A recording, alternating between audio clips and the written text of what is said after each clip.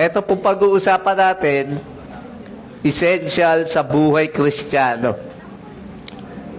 Okay?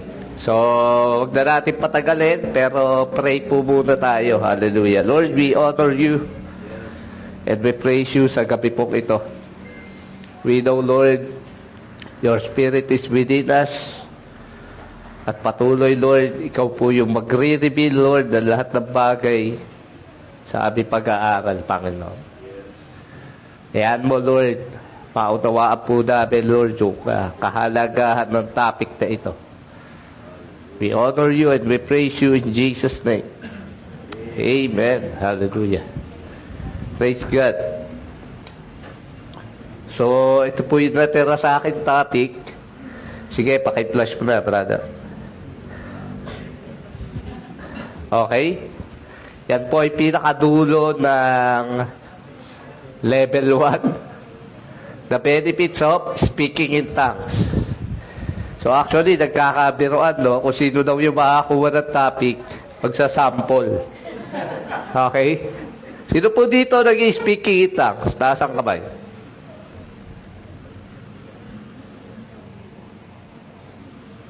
Huwag niyo ibaba. Di ko nakita eh. Okay? Praise God.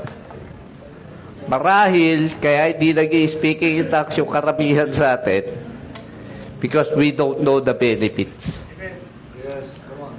At yung iba, may mga katuruan po kasi na hindi kailangan yung speaking in tongues. Pero, ito po ay may kaugnayan sa Holy Spirit.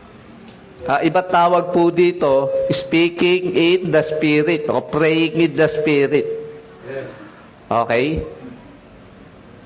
Nakakatuwa po kasi we were raised, kami po no, bilang mga sa bahay po ng mga nila mama, madalas po namin nakikita yung father namin nag-speaking in tongues.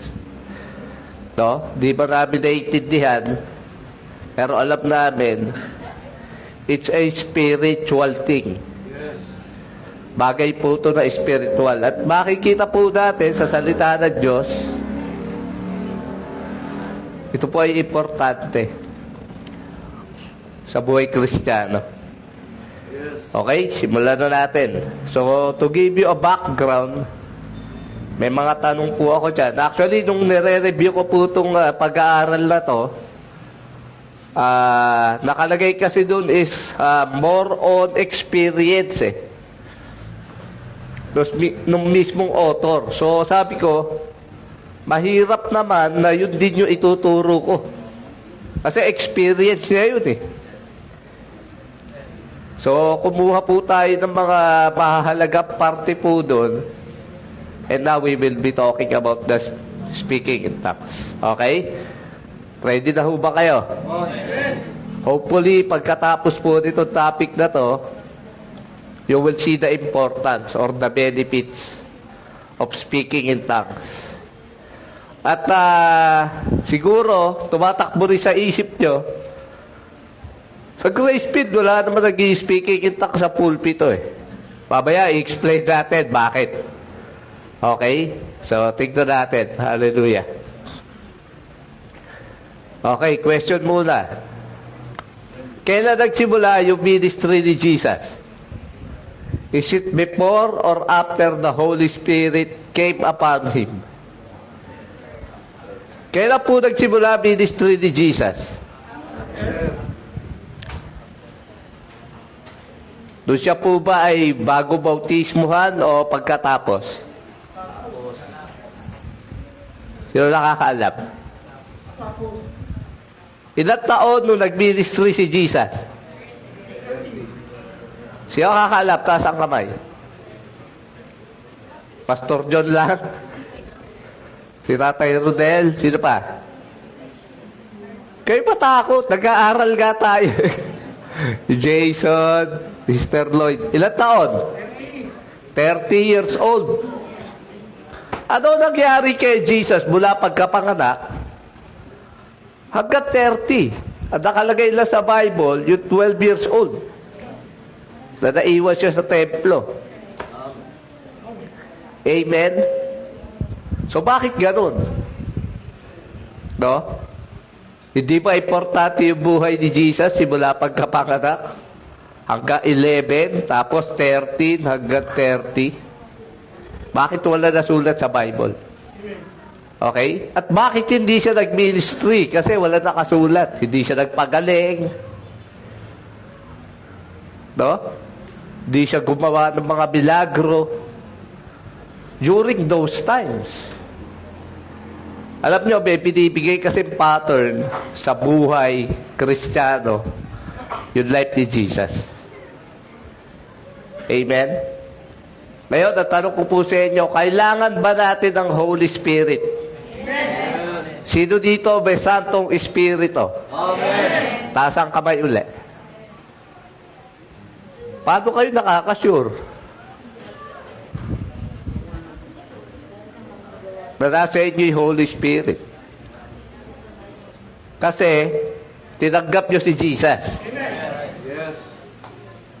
Amen ho ba? Yung ba sagot nyo? Kasi pag tinanggap mo si Jesus, you receive the fullness of God. Amen? Father, Son, and Holy Spirit. Totoo po yun. Pero mamaya makikita natin, pagkaiba po yung tinanggap natin Espiritu Santo, iba rin yung nabautismon tayo ng Holy Spirit. Okay? So, excited ba kayo? Amen. Hallelujah.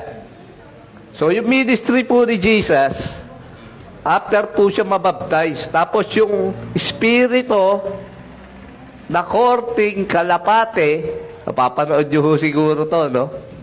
Dumapo sa kanya, symbolizing the infilling, the empowerment of the Holy Spirit. Alam nyo, right after na dumapo kay Jesus yung Spirit, tinesting kagad siya ng demonyo. Dinala kagad siya ng Spirito sa wilderness. Amen ho ba? Amen. Natandaan niyo istorya? At doon po siya tinest ng kaaway. Nagtagumpay ba'y kaaway? Kay Jesus? One part, bakit hindi nagtagumpay yung kaaway kay Jesus? Because He has the Word. Yes. Diba ho, nung binabautismo siya, bumukas ang langit, at sinabi ng Ama, ito ang pinakamamahal kong anak na lubos kong kinalulugdan. Amen ho ba? Yes. Importante po. Kasi si Jesus, sa ministry niya, lagi niya sinasabi, hindi ko ginagawa kung ano yung hindi inuutos ng Ama. Amen. Hindi ko rin sinasabi yung hindi pinapasabi ng Ama. Nung pinabautismohan po si Jesus, narinig niya yung tinig ng Ama. Okay? Ito po ang mahalaga sa pag-aaral natin. Makikita natin dito yung pagkakaiba during that scene that the Father, the Holy Spirit, and Jesus. At doon ba'y Ama? Nagsalita eh. Yung Espiritu, nandun din. Dumapo kay Jesus. Amen po ba? At si Jesus Himself. So yan po kahalagahan na tayo po ay Bible-based.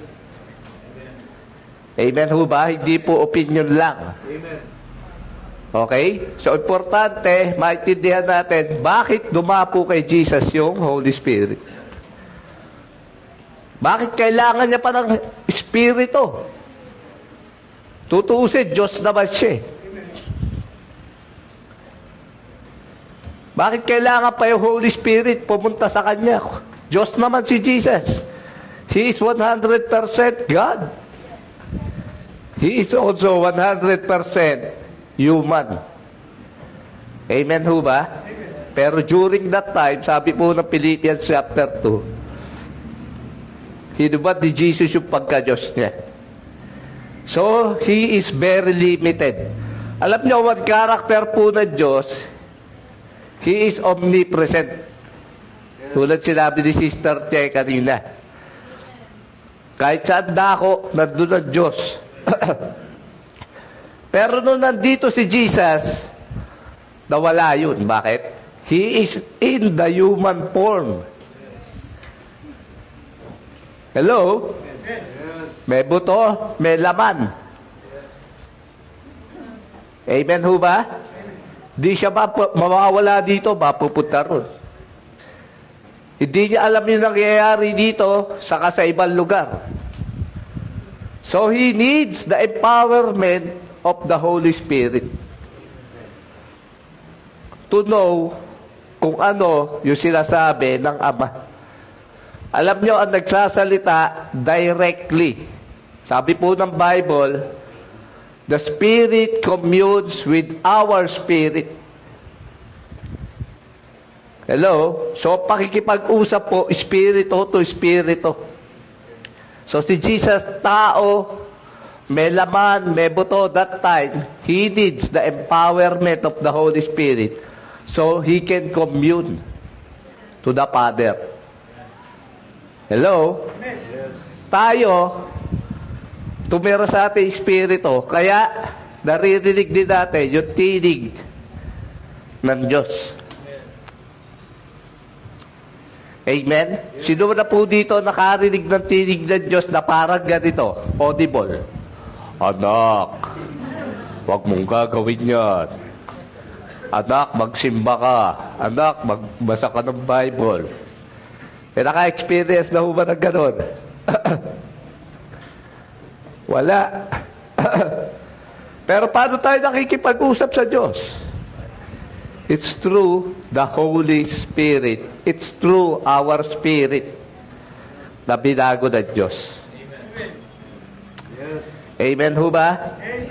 O sige, tuloy natin. May kakaintindihan tayo doon, ha? Okay, natanong ko na kanina yan. Parang walang significant na nangyayari sa buhay ni Jesus. No? From his 12 years old up to the time he was baptized. Wala nga kasi nakalagay. Amen ho ba? Sensya na kayo, liit. Isa po itong tagpo sa Bible na si Jesus po ay nagbabasa na scroll. Actually, after lang po ito ng baptism niya. Sabi ni Jesus, the Spirit of the Lord is upon me because He had anointed me to preach the gospel to the poor. He had sent me to heal the brokenhearted. Yan po ministry ni Jesus.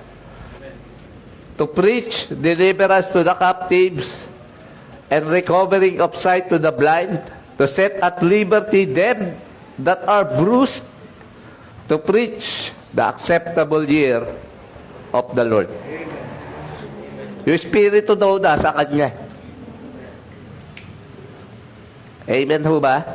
So, ibig sabihin, He was anointed by the Holy Spirit. Nakalagay po niya, because He had anointed me. Kung si Jesus kailangan ng anointing ng Holy Spirit, tayo din. Amen ho ba? So, babaya, makikita pa natin. There are major differences between having the Holy Spirit present in your life. Tulad doon tinanong ko, present naman sa atin eh. Amen? And having the Holy Spirit in control of your life. Tulad doon sinabi ko kanina, bakit gano'n si Jesus? May sarili naman siya buhay. Pero bakit kung ano pinapasabi ng Ama, yun lang sinasabi niya.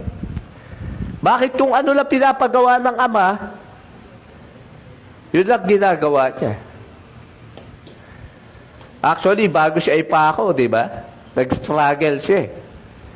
Pero sabi niya, not my will, but yours be done. Ibig sabihin, may will si Jesus. Pero sinasabing niya yung will niya sa kalooban ng Diyos. And it's through the power of the Holy Spirit controlling him.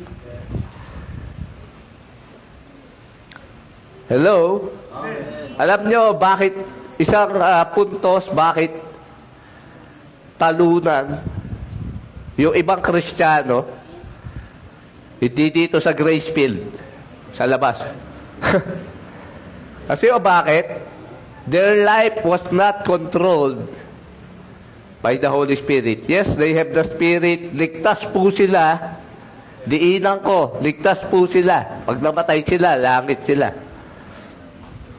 Pero bakit sila nagiging talunan? Talunan sa kasalanan. No? Talunan sa buhay. Kasi they are not listening or they are not being controlled by the Holy Spirit. Magiging matagumpay lang ang buhay na isang Kristiyano kapag siya po ay lumalakad sa Spirito. Di po ako nagsabi nun. Bible. Pero po tayong laman, may sarili tayo kalooban, pero may Holy Spirit din na mag-empower sa atin. Amen ho ba?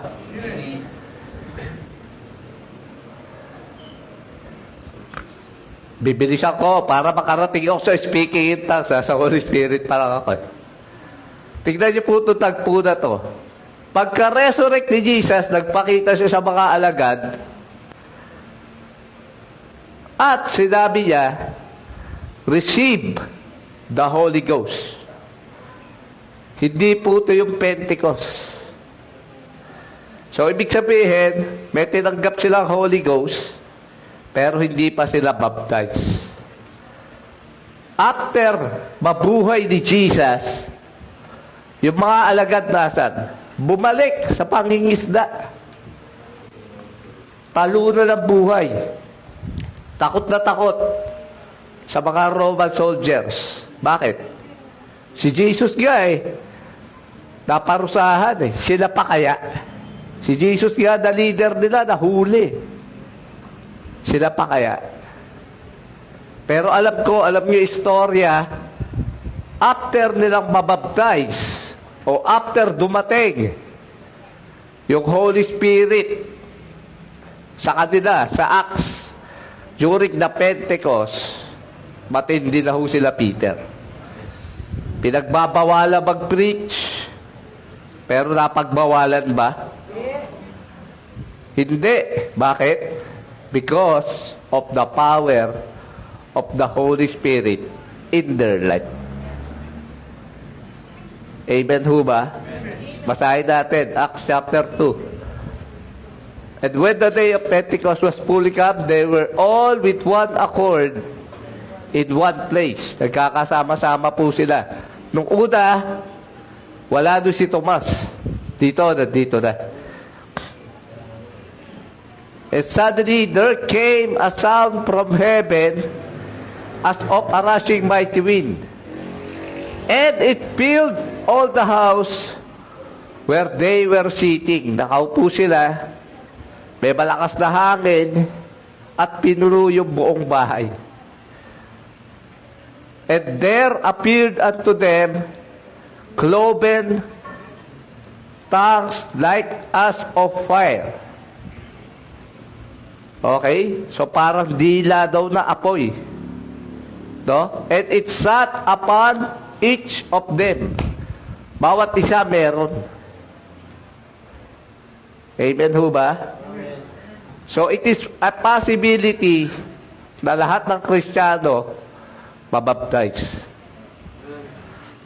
Kanina, binasa natin, siningahan sila ni Jesus, sabi, receive ye the Holy Ghost. Ibig sabihin, they have the Holy Ghost.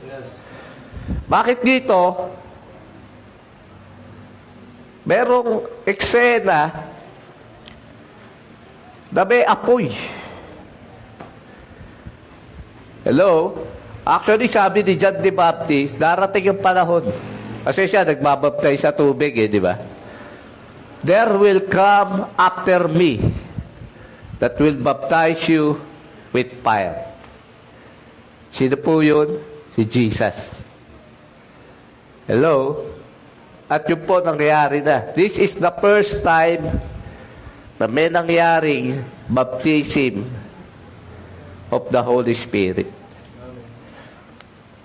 Alam niyo bakit may Pentecostal na denomination? Because they believe doon sa nangyari sa Pentecost. Okay? Kaya masyado nilang ine-embrace yung speaking in tongues at yung empowerment ng Holy Spirit. That's why they are called Pentecostal. Gustong-gusto nila yung eksena na yan sa Acts chapter 2. Hello? At hindi ho masama yun. Kasi nasa Bible. Biblical. May mga denomination naman na sinasabi ang pagsasalita ng iba't ibang wika sa demonyo. Alam nyo, pag wala kayong alam sa salita ng Diyos, magko-conclude ka talaga ng ganun. Pero nakalagay ba sa Bible na nag-speaking in tongues sila? Nakalagay ba? Makikita natin mamaya.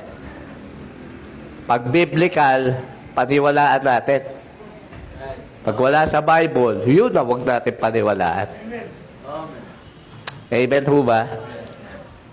Linawin ko lang, hindi lang po pagsasalita ng wika ang manifestation ng baptism of the Holy Ghost. Hindi lang.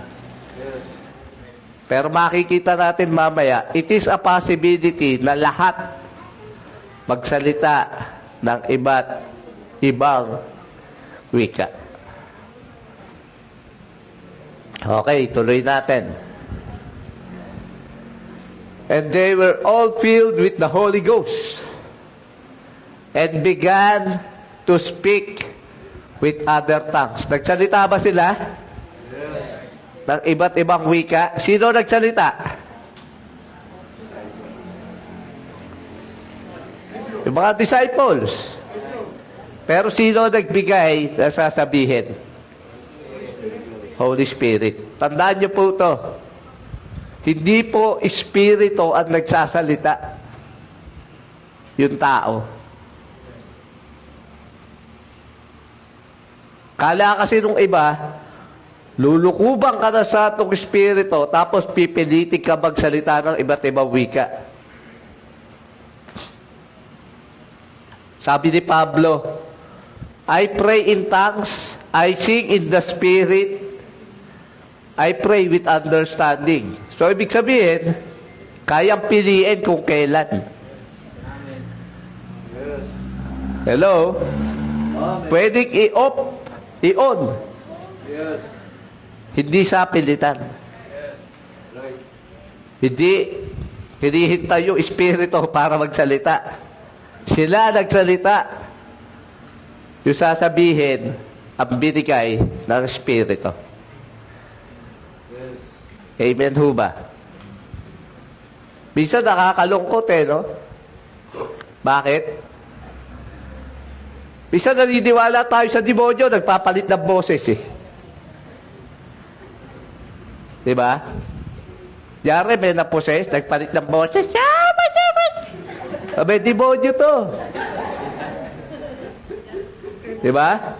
Pero pag patungkol sa Diyos, yung iba, hirap na hirap paniwalaan. Tama ho ba? Pwede bang ma-feel tayo ng Holy Spirit at magsalita tayo sa ibang wika? Nakyari. Biblical. So we should believe. Bakit hindi nangyayari sa atin? Ayaw kasi natin paniwalaan.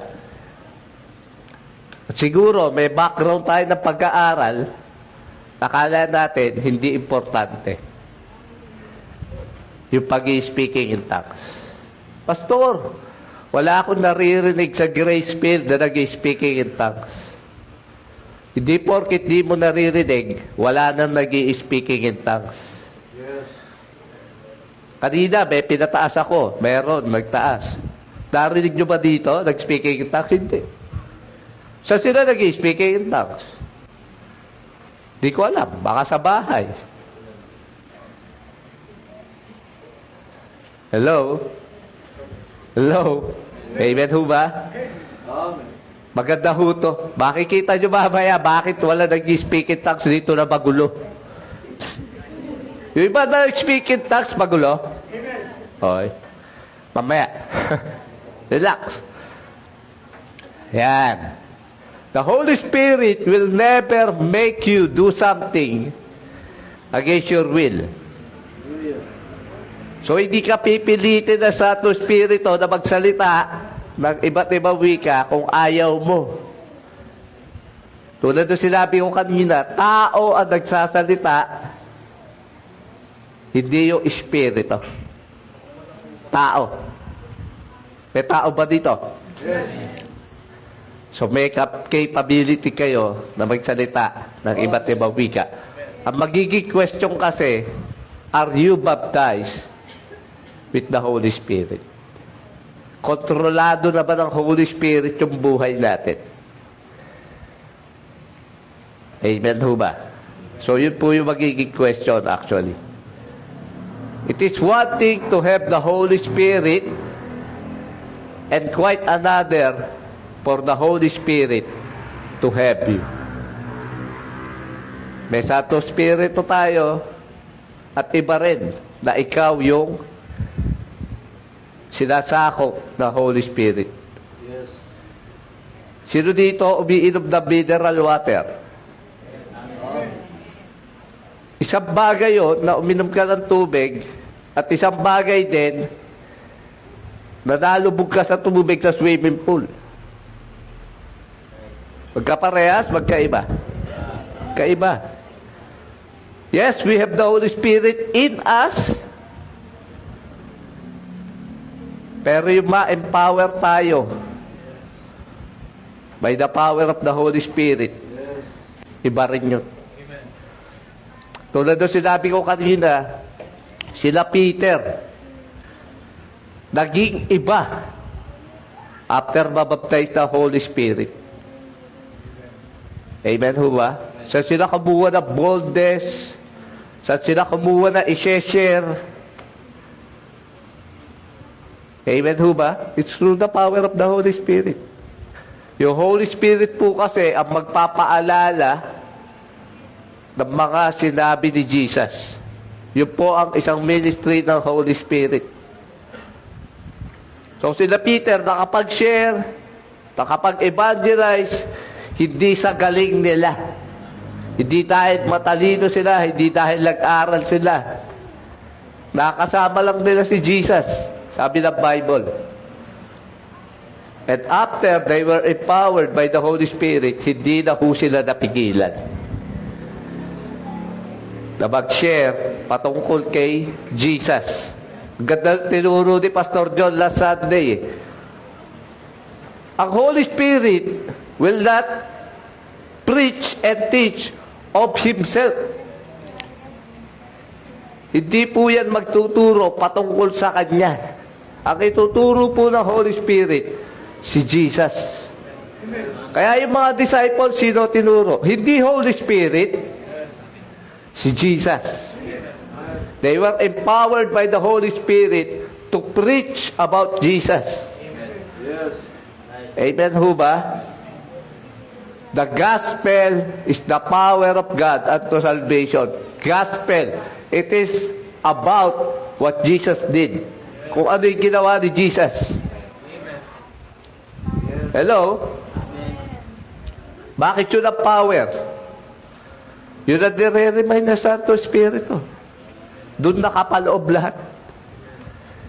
Amen ho ba? Yes. Tingnan natin.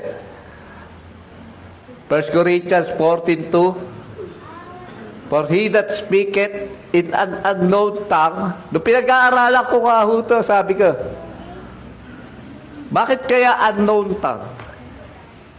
Wala kasi nakakaalam. Unknown nga eh. No? speaketh not unto men. So, hindi ito ginagamit sa pakikipag-usap ng tao. Uraba-yabashika ga. Hindi nyo ako maintindihan. Hello? But unto God. Yan po ay pakikipag-usap sa Diyos, Amen. spirit to spirit. Yes. For no man understandeth Him. Yung nagsasalita sa iba't ibang wika, hindi naiintindihan. Hello? Ano ngayon ang silbi na magsalita ako dito ng iba't ibang wika kung di nyo naman maintindihan? Actually, nakalagay po yan sa 1 Corinthians 14 pag binasa nyo. Pero, yung nagsasalita sa iba't ibang wika, speaketh mysteries. Mga hidden things of God. Hindi man naiintindihan nito, pero naiintindihan ng Espiritu mo. Amen. Amen. Hello? Hello? Mahirap, no? Di kayang abutin ito eh. Amen ho ba? Yes. He that speaketh in an unknown tongue edifieth himself. Hindi ito pa kongregasyon. Ito po ay pansarili. Amen. So bakit wala nagsasalita dito? Di kayo may edify. Di kayo mapapalakas. Yes. Kahit siyang oras ako mag-speaking in tongues dito, hindi kayo lalakas. Bakit? Hindi tayo magkakaunawaan. Hello? Kaya yung mga nag-speaking in tongues sa church, I don't know kung ano paniniwala nila. Bakit nila ginagawa yun? Para pakita na spiritual sila? Di pa naman kailangan pakita spiritual ka. Gusto nyo malaman kung spiritual ang isang tao, may kapangyarihan.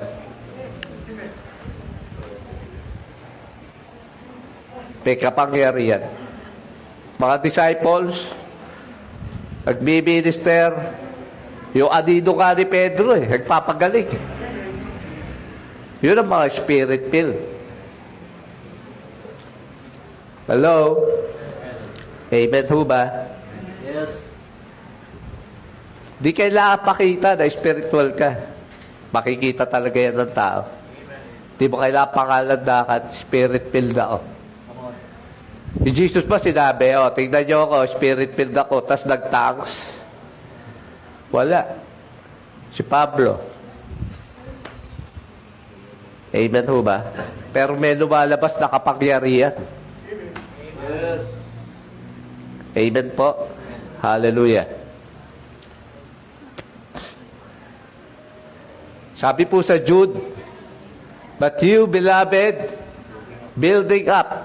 Okay? Same word po, yung edify it, saka yung building up. Building up yourself. Yourselves.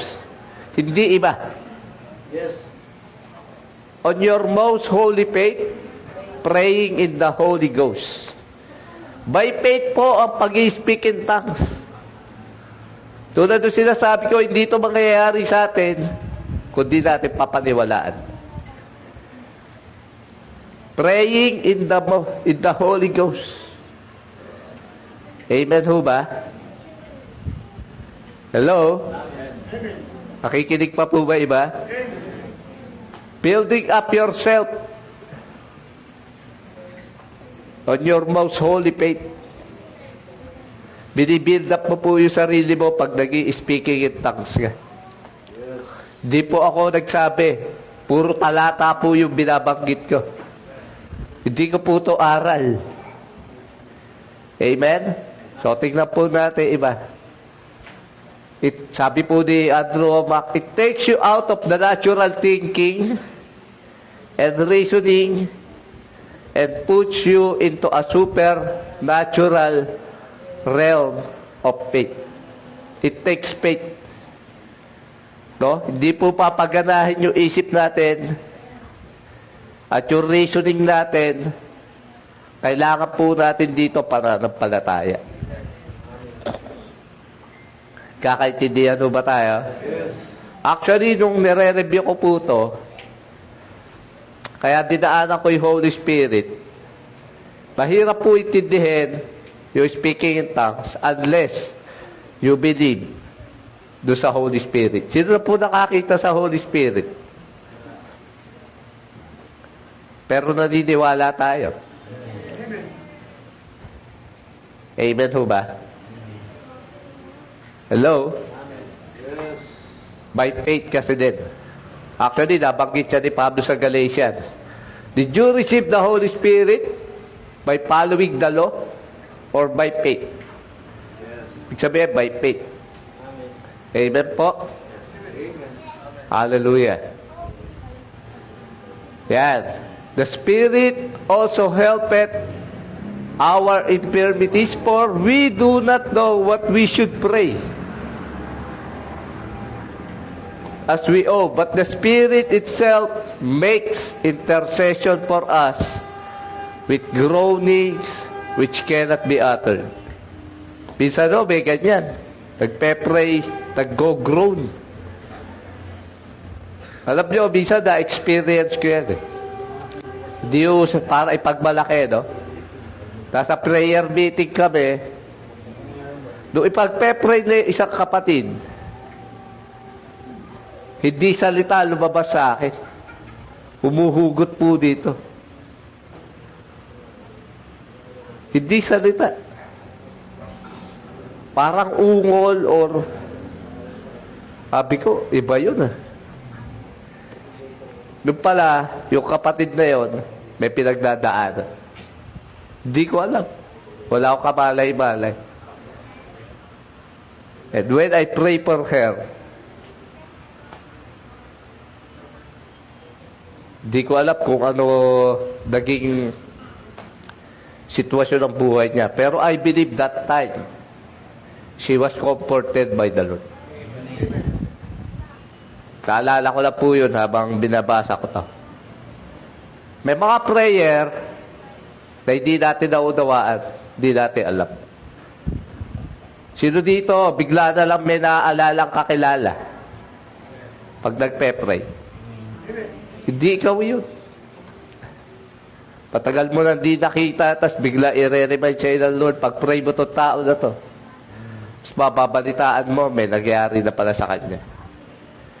Or magpe-pray ka, kunyari may lalakarin ka, hindi mo alam. Yung pala, may mangyayari disgrasya. Hindi mo alam yun. Pero it's the power of the Holy Spirit reminding us to pray for that situation. Amen ho ba? Alam ko, yung iba sa atin may supernatural encounter na mga ganon. No? Hindi tayo yun. It's the power of the Holy Spirit. Amen? Okay. 1 Corinthians 14:13, wherefore let him that speaketh in an unknown tongue pray that he might interpret. Bakit ko po hinighlight to? Meron kasi ibang tao na nag-pray, halimbawa ako in tongues, iba nag-i-interpret. Nung binabasa ko to, sabi ko, nakalagay dito, let him that speak in unknown tongue, pray that he might interpret. Siya rin yung mag-i-interpret. Hello? Kung sino yung nagsalita, siya rin ang mag-pray na ma-interpret niya yung sinabi niya. Hello? Hindi po ibang tao. Sa ibang church, meron yan. Mag-ingat. Ini-interpret yung nag-i-speaking in tongues. Kaso nakakalungkot, minsan may tumayo, nag-interpret eh. Ang sinabi, ganito, God hates the sinner. Mali. Ibig sabihin, yung interpretation, hindi galing sa Diyos. Bakit? Sabihin mo ba naman, God hates the sinner? Hello? Ang Diyos ba galit sa makasalanan? Definitely not. Yun daw yung interpretation ng tongues. Nakalungkot, no?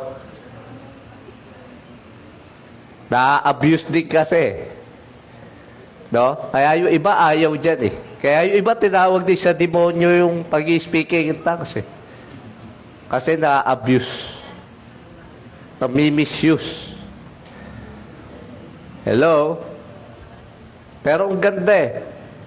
It's for edification ng sarili. Amen ho ba? Next. For if I pray in an unknown tongue, my spirit pray. Yung spirito natin yung nagpe-pray.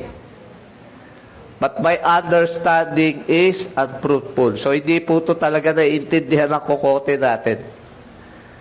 Amen ho ba? Yung spirito natin yung nagpe-pray. Okay, eto na. Bakit wala sa grace field dyan? How is it then, brethren, when you come together, every one of you had a psalm, maawit, doctrine, may pagtuturo, had a tongue, had a revelation, have an interpretation, let all things be done unto edifying. Lahat daw gawin.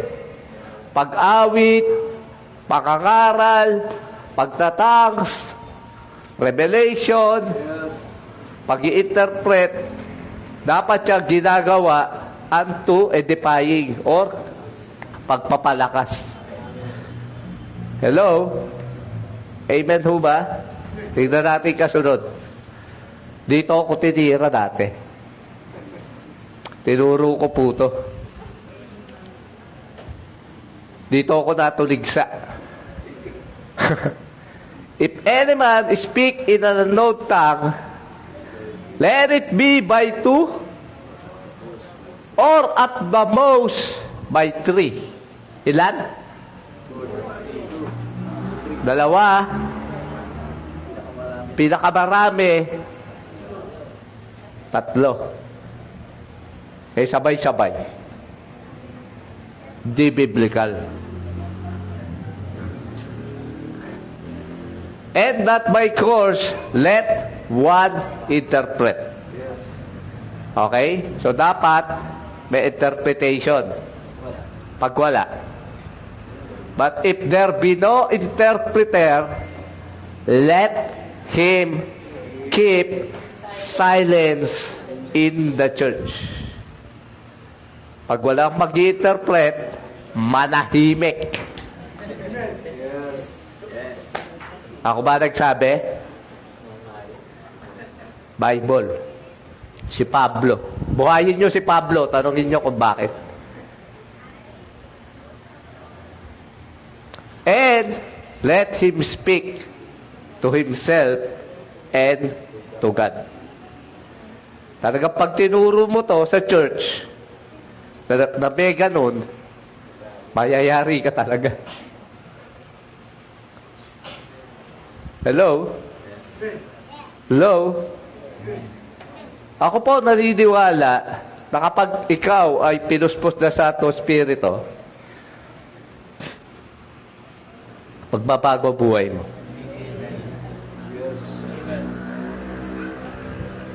Pwedeng sa simula, hindi mo makontrol. Dahil nagsalita ka na iba't ibang wika, tuloy-tuloy sa simula.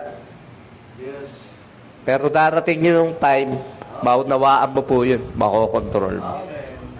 Kasi nga, hindi ka pipilitin ng espiritu kapag ayaw mo. Ulitin ko to, pag walang interpreter, at ilan lang, tatlo, pinakamarami. Walang interpreter, pray, speak to yourself and to God. During worship, minsan nakakapag-speaking in tongues po ako. Di para iparinig. But to edify myself. Amen ho ba? Masarap no? Pag speaking in tongues, nakikipag-usap ka sa Diyos. Hallelujah. So sa demonyo ba, speaking in tongues? Sa Diyos po yan. Okay? Pero pag wala interpreter, ayaw po na Diyos ng kaguluhan. Yun po yung kasunod na verse dyan. For God is the God of order. Diyan po yun, pag binasa nyo. Ayaw na Diyos ng kaguluhan. Amen ho ba? Minsan may mga nagtatatalon eh. Linggo-linggo, tumatag. Nasabi, puspos. Paglabas, umiinom ng alak. Puspos.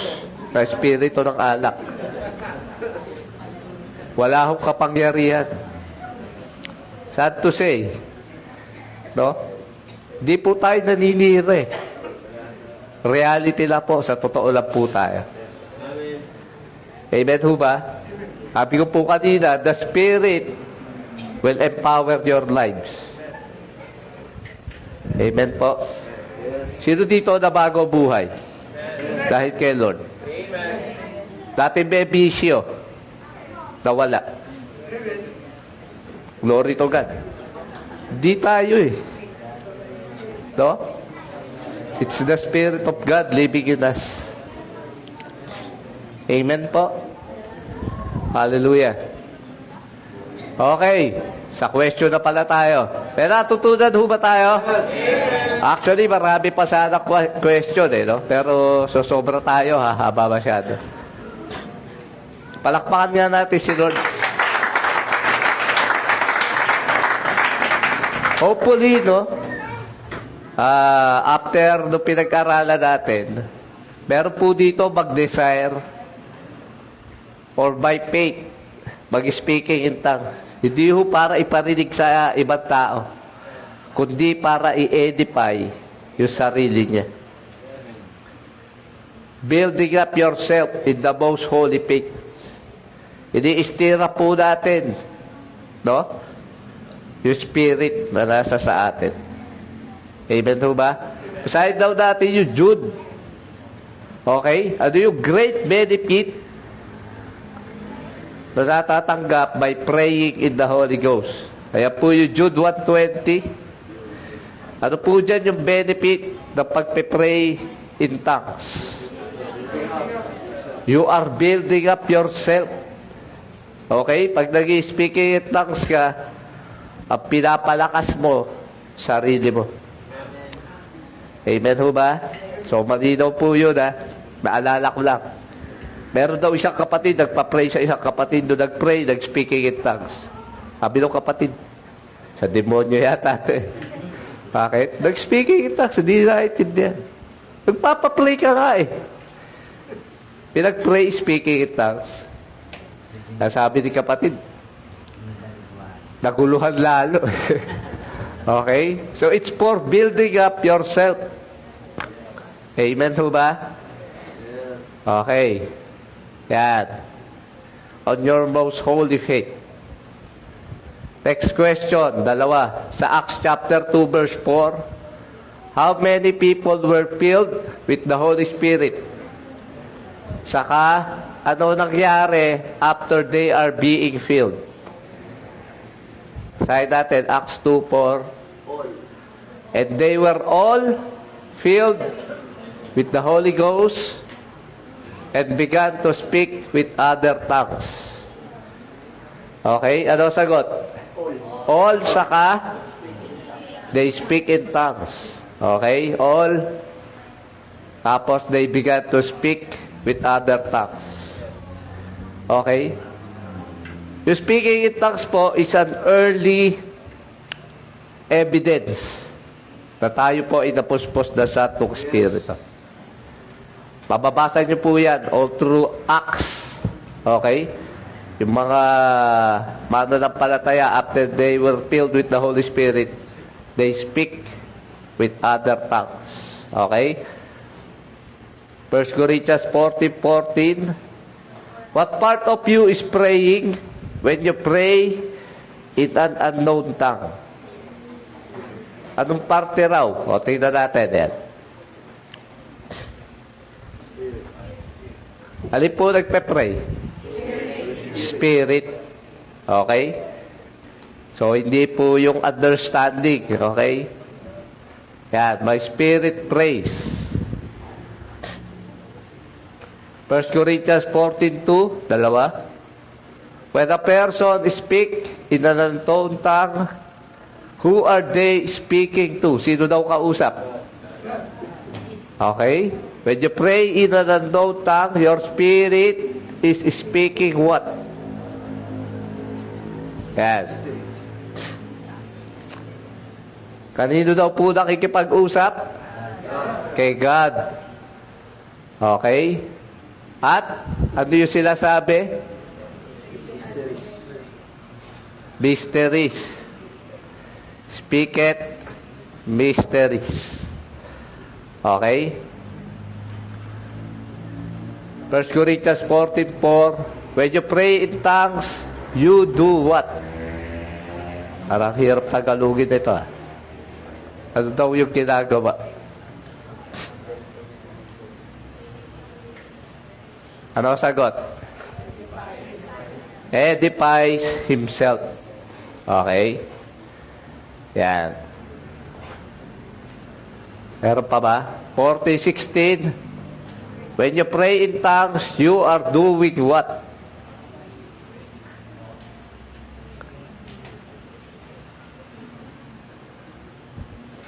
Ano yung nakalagay dyan? Else, when thou shalt bless with the Spirit, okay, yan po yung isa sagot, at nagpapasalamat. Okay? Pag nag-bless ka daw, kung ang ginagamit mo pagtatangs, hindi makaka-amen yung iba. Yes. Kasi hindi ka maintindihan. Yes. Amen po. So, huwag ganyan lang po. Hallelujah. Palakpak po natin si Lord.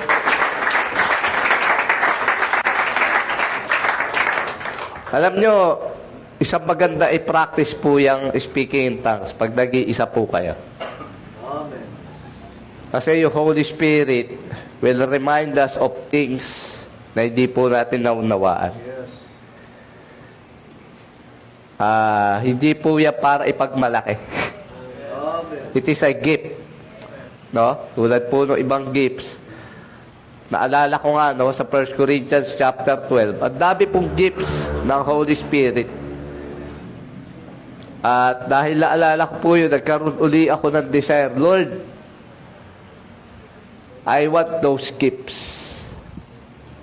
Pero may sinabi si Pablo, 1 Corinthians 13, even if you pray in tongues,